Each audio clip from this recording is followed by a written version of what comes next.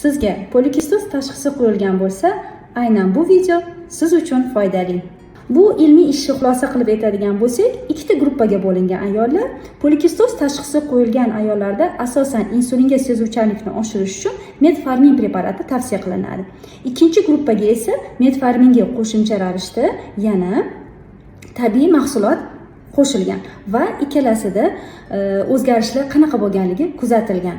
Birinchi gruppaga nisbatan ikkinchi gruppada metforminni faoliyatini yaxshilovchi preparat bilan birgalikda ayollarda testosteron miqdorini kamayganligi, FSG va LG nisbatini normaga kelganligi va ortiqcha vaznini kamayishi tezroq yuzaga kelganligi kuzatilgan va to'rtinchisi insulinga sezuvchanlik ham nisbatan ortgan.